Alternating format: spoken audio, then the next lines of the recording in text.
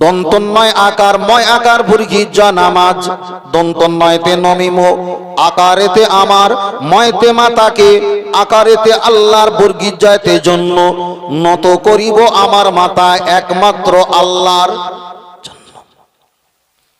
আল্লাহ নবী আমার জানিয়ে দিলেন সাহাবায়ে কেরাম, আজ আমি তোমাদের জানিয়ে দিই, তোমাদের আব্বা মা যারা নীরব নগরে চলে গেছে তাদের জন্য দুখানি হাত তুলে দোয়া চাও, ফারাফা ইয়াদাইহি, দুখানি হাত তুলে দোয়া চাও।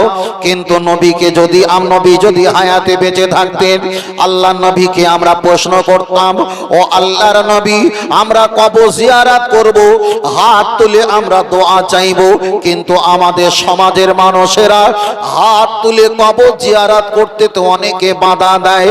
তাহলে আল্লাহ নবী যদি হায়াতে থাকতেন আমাদের জবাব দিয়ে বলতেন, ও আমার উম্মাত উম্মাতানিরা, আমার আব্বা আব্দুল্লাহ দুনিয়া থেকে বিদায় নিয়ে চলে গিয়েছিল, আমার আম্মা জান মা আমিনাকে সঙ্গে করে নিয়ে উম্মে আয়মানকে নিয়ে আমার আব্বা জানের কবরের কাছে আমি গিয়েছিলাম।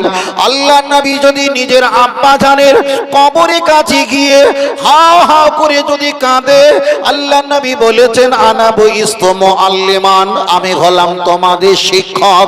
তাহলে নবী যদি নিজের আব্বা জানের কবরের কাছে গিয়ে কাঁদে, আমাদের আব্বা মা দাদা দাদি নানা নানি ছেলে মেয়ে বিবি বাচ্চা পরিবার পরিজন যারা কবরবাসী হয়ে গেছে, নিঃসন্দেহ আমাদেরকেও কবরের কাছে কাঁদা জায়েজ হবেই হবে। জোরে বলে, আর একটু জোরে বলে সুবহানাল্লাহ। আল্লাহ নবী যদি নিজের আব্বা জানের কবরের কাছে গিয়ে যদি কাঁদে, আমরাও নবীর দেখা দেখি কাঁদবো। কেন? নবী বললেন আনা বুইস্তু মুআল্লিমান, আমি তোমাদের শিক্ষক। তাহলে নবী যদি নিজের আব্বা জানের কবরের কাছে গিয়ে কান্না কাটি করে, আমাদের আব্বা মা মারা গেছে তাদের কবরের কাছে গিয়ে কান্নাকাটি করব, এটা আমাদের কেউ শেখায়নি, নবী আমাদের শিখিয়েছে।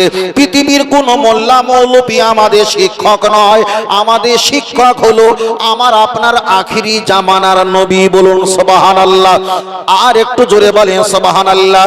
ভাইরা আমার, বাবাজিরা, আব্বা জানের কবরে যদি আযাব হয়, আপনাদের এলাকায় যত নদী আছে ওই নদীর পানিটা নিয়ে যদি আব্বা মায়ের কবরে যদি চাপিয়ে দেওয়া হয় তাও ঠান্ডা হবে না।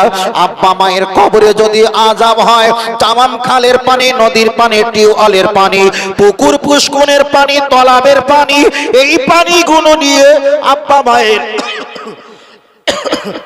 আব্বা মায়ের কবরে যদি চাপিয়ে দেওয়া হয় তাও কিন্তু মাফ করা যাবে না। আমাদের এলাকায় অনেক বড় বড় সুন্দরবনের নদী পাওয়া যায়, ওই নদীর পানিটা নিয়ে আব্বা মায়ের কবরে যদি চাপিয়ে দেওয়া হয় তাও কিন্তু মাফ হবে না, হবে না। তাহলে দুনিয়ার পানি দিয়ে আব্বা মায়ের কবরে আযাবকে মাফ করা সম্ভব নয়, তবে একটা পানি দিয়ে আব্বা মায়ের কবরে আযাব মাফ হওয়া সম্ভব। সেটা কোন পানি? সেটা কোন পানি বাবু? একটু বক্সটা ঘুরিয়ে দাও, ওইদিকে ওইদিকে ঘুরিয়ে, যা আছে থাক ওইদিকে দাও। ঠান্ডার সময় তো গলায় এমনি জ্বালা করে না, ঠান্ডা করো। হ্যাঁ থাক, ঠিক আছে থাক বাবু, এবার ঠিক আছে বাবু। বাহ বাহ, আল্লাহ। ও আমার ভাইরা বাবাজিরা, লক্ষ্য করে দেখা যায় আব্বা মায়ের কবরে যদি আযাব হয়, তামাম দুনিয়ার পানি দিয়ে যদি ঢাকা দেওয়া হয় মাফ হবে না। তাই আমি আপনাকে একটাই কথা বোঝাতে চেয়েছি, আগিয়ে চলে যাওয়া যাক। নবী ইব্রাহিম আলাইহিস সালামের দেখা যায় সন্তান, এদিকে নিজের স্ত্রী, 203 ঘর খোদা রক্ষে কর কোথায় বলে আম্মা জান মা হাজরা আলাইহাস সালাম নিজের ছেলেকে নিয়ে একবার তিনি চলে গেলেন ফাঁকা জায়গায়। নবী ইব্রাহিম আলাইহিস সালাম নবী ইসমাইলকে নিজের স্ত্রী হাজরাকে ঘোড়ার উপরে সওয়ারি করে ফাঁকা জায়গায় বসিয়ে দিলেন। বিবি, যদি তোমার পানির প্রয়োজন হয় এই পানিটা পান করবে, খাজুরের যদি প্রয়োজন হয় এই বর্তনে খাজুর আছে, এই খাজুরগুলো তুমি খাওয়া শুরু করবে। লক্ষ্য করে দেখা যায় বিবি পানিটা পান করলো, খাজুরটা খেয়েছে, পানিটা শেষ হয়ে গেছে, খাজুরটা শেষ হয়ে গেছে, এদিকে আর স্বামী নাই, স্বামী তো ঘোড়া নিয়ে চলে গেছে। আমার বক্তব্য ছিল কি, আব্বা মায়ের কবরে কোন পানি দিয়ে কবরে আযাবটা মাফ হবে, তাই একটু দূরে আগিয়ে যাওয়ার চেষ্টা করেছি। নবী ইসমাইল কাঁদে, আম্মা জান হাজরা আলাইহিস সালাম কাঁদে, পানি পায় না, পানির পিয়ালা শেষ, খাজুরের বর্তনটা শেষ। নবী ইসমাইল আলাইহিস সালাম দোনো আর জুলাকুম দুটো পা একবার উঁচু করে একবার নিচু করে আল্লাহ আল্লাহ আল্লাহ আল্লাহ আল্লাহ আল্লাহ বলে কান্নাকাটি করে। আমার আল্লাহ পাক জানিয়ে দিলেন, এ ফেরেশতা জিবরিল আমিন আলাইহিস সালাম একটাবার দৌড়ে চলে যাও। আমার নবী ইসমাইল কান্নাকাটি করে। ওই পাথরের পাহাড়টা জিসিবি গাড়ি দিয়ে যদি ভাঙা হয় পানি বাহির করতে পারবে না, টেরাং গাড়ি কিংবা গাইতা দিয়ে যদি মারা হয় তাও পানি বাহির করতে পারবে না। আমার নবী ইসমাইল পানির জন্য কাঁদে। একটাবার তুমি আগিয়ে চলে যাও। এদিকে আম্মা জান হাজরা আলাইহাস সালাম পানির জন্য সাফা পাহাড়ে যায়, ওখানে পানি পায় না। আবার মারোয়া পাহাড়ে চলে যায়, ওখানে পানি পায় না। আল্লাহর কোরআন বিবরণ দিয়েছে, ইন্না সাফাল মারওয়াতা মিন শাইরিল্লাহ। ওই সাফা মারোয়া পাহাড় আমার আল্লাহ কিয়ামতের দিন গোনা আর নেকি ওজন করার পাল্লা বানিয়ে দেবেন। বলুন সুবহানাল্লাহ।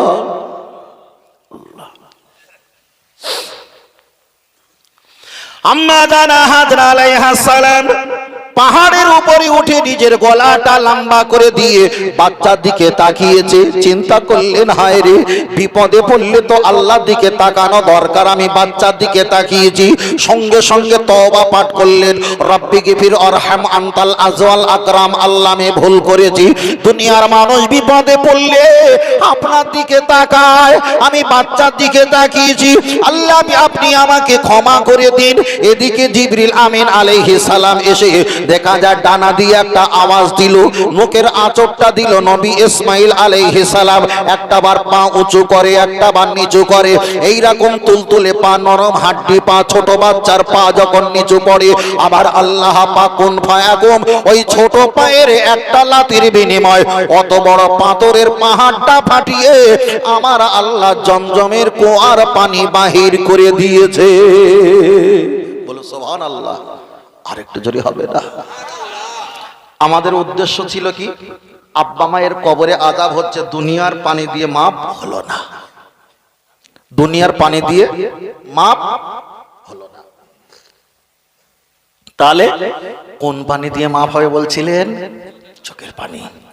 তাই একটু জমজমের কূপের পানির কাছে গেছি, দেখুন পানি দিয়ে কিছু লাভ হয় কি, লাভ হবে বলে মনে হয়। ও আমার সোনা মানিকের আগিয়ে চলে যাওয়া যাক। ওই জমজমের কূপের পানিটা নিয়ে আব্বা মায়ের কবরে যদি আযাব হয়, ওই পানিটা নিয়ে আব্বা মায়ের কবরে যদি চাপিয়ে দেওয়া হয় তাও কিন্তু মাফ হবে না, মাফ হবে না। পৃথিবীর হাজী সাহেবরা হজ পাকে চলে যায়, প্রত্যেকে যায় 10 লিটার করে একটা করে ব্যারেলে পানি নিয়ে আসে। 70 লক্ষ কম বেশি মানুষ আল্লাহর কাবা বাইতুল্লাহ শরীফে চলে যায়। ওই জমজমের কূপের পানি আমাদের এলাকায় নিয়ে আসে।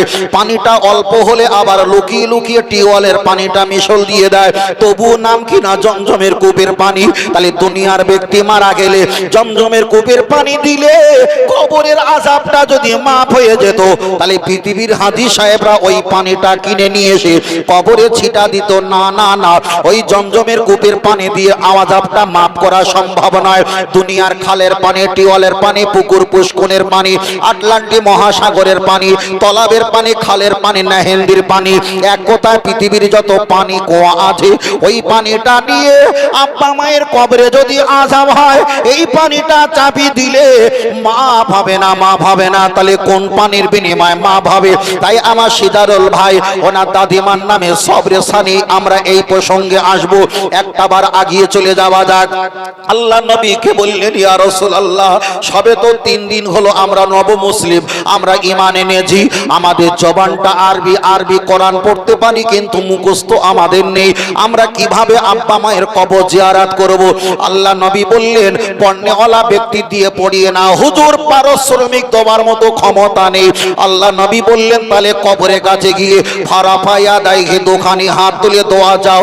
কিছু যদি না জানো একবার বলো, আল্লাহ এটা আমার আব্বার কবর, এটা আমার আম্মা জানের কবর।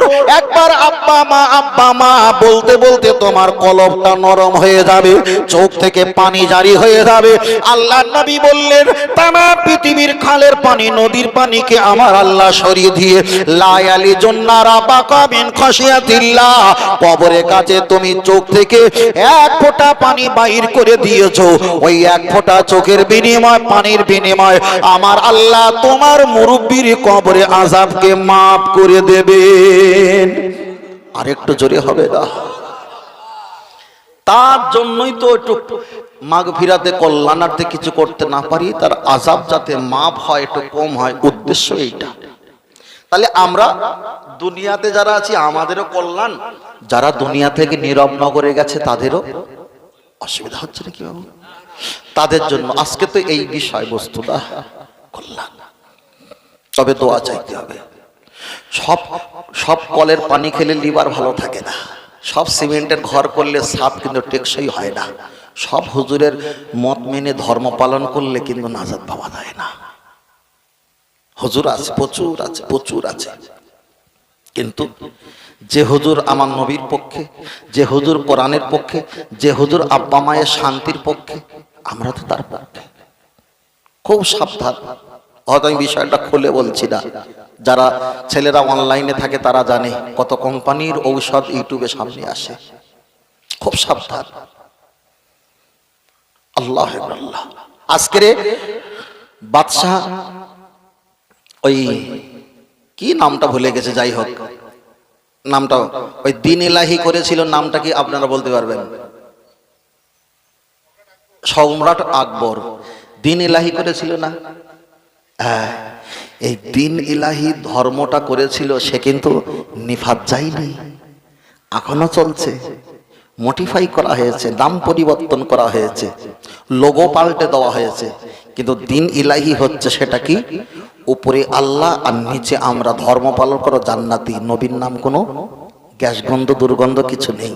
ঠিক দুনিয়াতে এমন কিছু দলবার হয়েছে, আল্লাহ আছে আর আমরা আছি, আর তোমার নাজাতের জন্য কোনো চিন্তা ভাবনা নেই। নাম পাল্টে গেছে, লোগো পাল্টে গেছে, কিন্তু সেই জ্বালা যন্ত্রণাটাই একই, জ্বালা যন্ত্রণ একই। খুব সাবধান। আল্লাহ আল্লাহ। চলেন, আমি আপনাকে বলছিলাম আব্বা মায়ের কবরটা জিয়ারত করতে হবে। কোরআন শরীফ হলো 30 পারা, 114টা সূরা, 7টা মানজিল, 6666টি আয়াত, 848টা পৃষ্ঠার কোরআন শরীফের পরে একটা হাদিসের কিতাব, যে কিতাবটা না পড়লে পৃথিবীর কোনো ব্যক্তি আলেম মাওলানা হতে পারে না। ওই হাদিসের কিতাবটার নাম, পুরো নাম হলো মোহাম্মদ আল্লামা আব্দুল্লাহ ইসমাইল বিন বুখারী রহমাতুল্লাহ, যার সংক্ষেপ নাম হলো বুখারী শরীফ। বুখারী শরীফের ভিতরে একটা অধ্যায় এসেছে, অধ্যায়টা হলো জিয়ারাতুল কুবুর, কিভাবে কবর জিয়ারত করতে হয়। আল্লাহ নবী প্রথমে কবর জিয়ারত করা নিষেধ করে দিয়েছিলেন। ইসলাম যখন পরিপূর্ণ হয়ে গেছে, মানুষ ধর্ম সম্পর্কে যখন জেনেছে, রাসূল বললেন তোমরা কবর জিয়ারত করো। কবর জিয়ারত করলে 11টা উপকার, তার ভিতরে একটা উপকার হলো কবর জিয়ারত করলে নিজের মরণের কথা স্মরণ হয়। বলুন সুবহানাল্লাহ। কলকাতায় দেখেছি বড় বড় বিল্ডিং বালাখানা আছে, উপরে যদি আগুন ধরে যায়, এখান থেকে পানির গাড়ি এনে সকেট লাগিয়ে দেবে, 10 তলা 20 তলা 40 তলা পানি পৌঁছে যাবে, আগুন নিভিয়ে যাবে। কিন্তু আমরা এমন একটা কবরে চলে যাব, ওই কবরে যদি আগুন জ্বলে পৃথিবীর কোনো পানি দিয়ে ঠেকানো সম্ভব নয়। তাই আমার নবী জানিয়েছে, ও আমার সাহাবায়ে কেরাম, দুনিয়াতে তোমরা নেকি ঈমান আমল তোমরা বেশি সঞ্চয় করো, পরকালে তোমরা ধনী ব্যক্তি হবে। তোমরা যদি এখন কিছু না কামাতে পারো, পরকালে তোমরা সবচাইতে দুর্বল ব্যক্তি হয়ে যাবে, তোমাদের কেউ সাহায্য করবে না। তাই আমি আপনাদের একটাই কথা বলি, আমাদের ছেলে মেয়ে, বিয়ে বাচ্চা, নাতিপোতা, আল আওলাদ, সংসার জীবনে এগুলো থাকবে, কিন্তু নামাজটা কাজা করা যাবে না। আপনাকে নামাজ পড়তে হবে।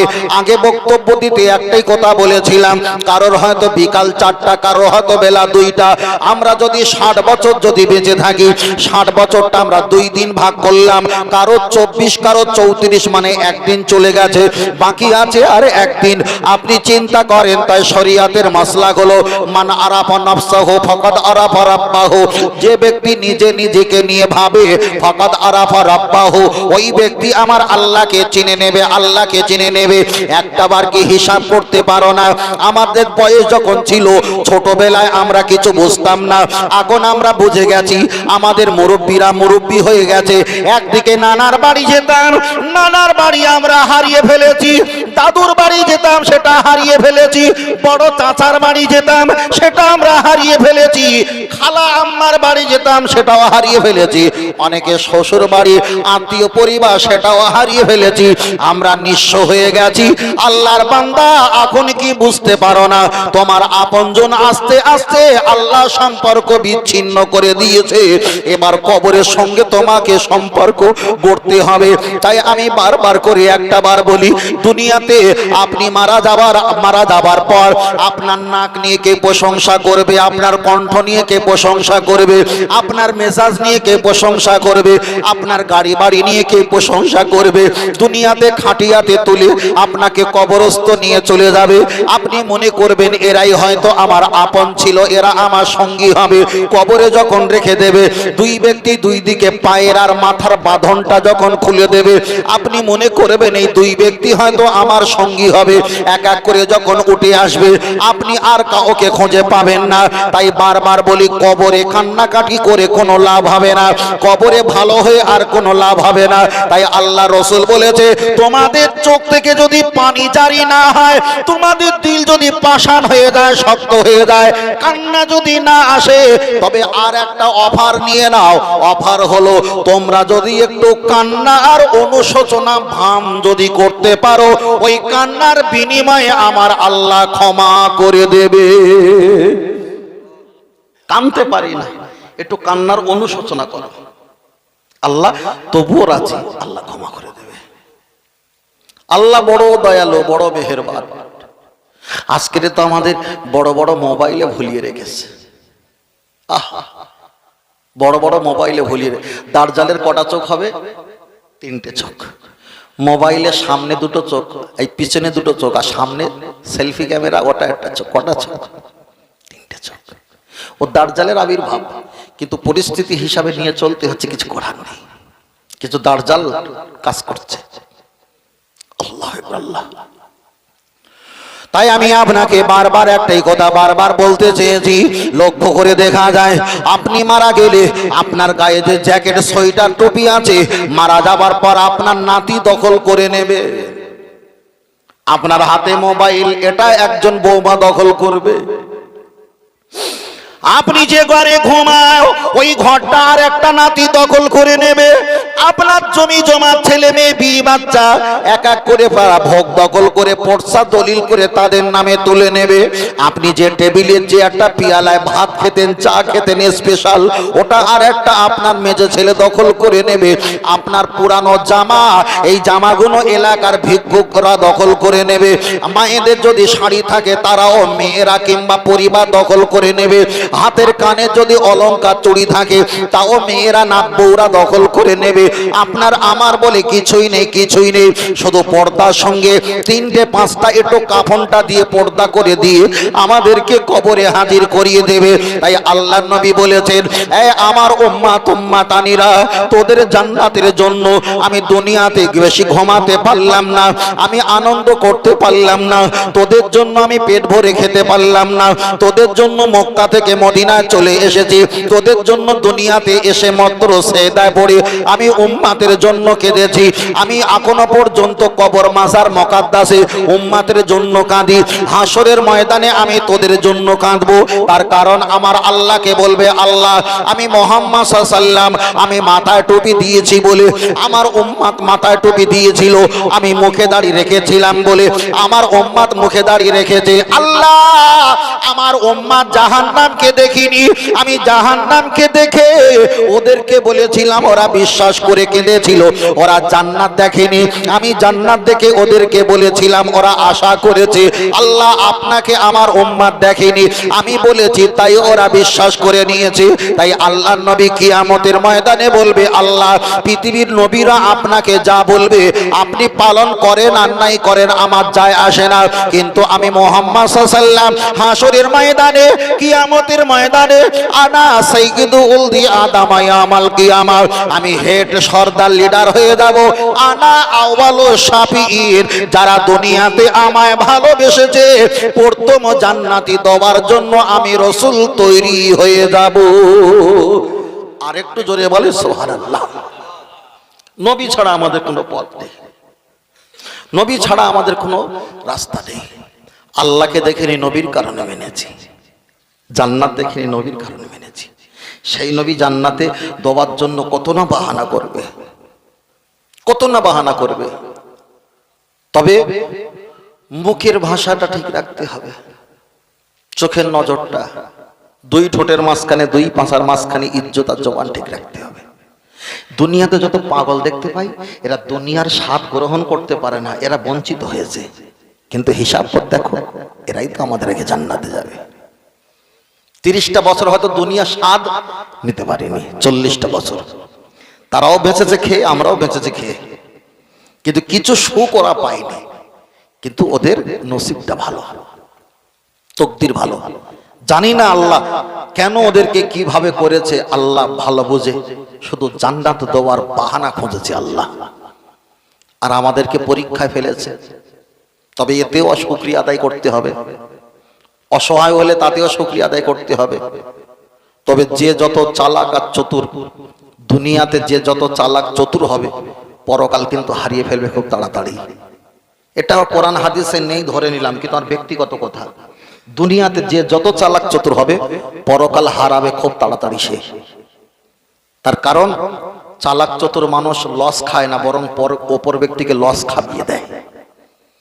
আর যারা সাধারণ ব্যক্তি, তারা নিজেরা লস খায়, অপর ব্যক্তিকে ধনী বানায়। পার্থক্যটা এই জায়গায়। আল্লাহু আকবার। তবে জেনে রেখে দাও, আমার নবী হলো মায়ার নবী, রহমতের নবী, দয়ার নবী। এক সময় কিয়ামতের ময়দানে আল্লাহকে বলবেন, আল্লাহ আমার উম্মত গুনাহগার, সিয়াগার, সাতাগার। আল্লাহ নবী সেজদায় থাকবে, উম্মতেরা দৌড়ে গিয়ে আমার নবীকে বলবেন, ইয়া রাসূলুল্লাহ আপনি আল্লাহর কাছে আমাদের জন্য একটু সুপারিশই করেন। আমার দয়ার নবী গিয়ে বলবেন, আল্লাহ আমার উম্মতকে আপনি নাজাত বানিয়ে দাও। আমার আল্লাহ বললেন, তোমার উম্মতকে নাজাত বানিয়ে দেব, কি বিনিময়? বিনিময় আমাকে দাও। হাদিস শরীফে এসেছে, আল্লাহ নবী বলবে, আল্লাহ আমার দুনিয়াতে কিছুই তো বাদ ছিল না, তবে একটা জিনিস আমি রেখে দিয়েছি। ওহদের ময়দানে যখন গিয়েছিলাম, কাফেররা, বেঈমানেরা আমার প্রতি ঢেলা পাথর নিক্ষেপ করেছিল, আমার দাঁত, আমার চেহারা থেকে রক্ত নির্গত হয়েছিল। আমার উম্মতের নেকির পাল্লা যদি হালকা হয়, এই রক্তগুলো আমি পাল্লায় দিয়ে ভারী করিয়ে দিলাম। আমার উম্মতকে আপনি একটু নাজাত বানিয়ে দাও, বলুন সুবহানাল্লাহ। তাতে যদি উম্মত অবশিষ্ট থাকে, আমার নবী বলবেন, আল্লাহ আর একটা উপায় আছে। আমার দাদু ভাই, আমার নানো ভাই ইমাম হাসান আর হোসাইন রাদিয়াল্লাহু তাআলা আন, এরা মানুষ যখন রক্ত শূন্যতা হয়ে যায়, রক্ত দিলে বেঁচে যায়। ইসলাম একদিন রক্ত শূন্যতা হয়ে গিয়েছিল, ইমাম হাসান আর হোসাইনের এই রক্তের বিনিময়ে ইসলামটা তো রোতাজা হয়ে গেছে। আল্লাহ এদের ওসিলায় আমি পাল্লায় বসিয়ে দিলাম, এদের কারণে আমার উম্মতকে নাজাত বানিয়ে দাও। আমার আল্লাহ নাজাত বানিয়ে দেবে। তখনও কোটি কোটি উম্মত অবশিষ্ট থাকবে। আল্লাহকে বলবেন, আল্লাহ ওহদের ময়দানে আমার দাঁতটা শহীদ করে দিয়েছিল, এই দাঁতটা আমি পাল্লায় বসিয়ে দিলাম, এই ওজনের বিনিময় কোটি কোটি উম্মতকে আপনি নাজাত বানিয়ে দাও। আমার আল্লাহ বানিয়ে দেবে। শেষ সময় যখন কিছুই না থাকবে, পিছনে উম্মতেরা চিল্লাবে, আসসালাতু আসসালামু আলাইকা ইয়া রাসূলুল্লাহ, আসসালাতু আসসালামু আলাইকা ইয়া শাফিআল মুজলামিন। হুজুর আপনি আমাদের জন্য একটু সুপারিশি করেন। আমার দয়ার নবী উম্মতের কান্ডারি থাকতে না পেরে আল্লাহকে বলবেন, আল্লাহ আপনি তো কোরআনে বলেছিলেন আলাল আখিরাতু খায়রুল লাকা মিনাল উলা। এই মুহাম্মদ সাল্লাল্লাহু আলাইহি ওয়াসাল্লাম, আমি তোমার আখিরাতে এমন তোমার উপকার করব, এত তোমার শান্তি দেব, এত তোমাকে দেব যা তুমি কল্পনা করতে পারোনি। তবে দুনিয়াতে কিছু না দিলে পরকালে দেব। আল্লাহ এটা তো পরকাল, আপনি দাও, আপনি দাও।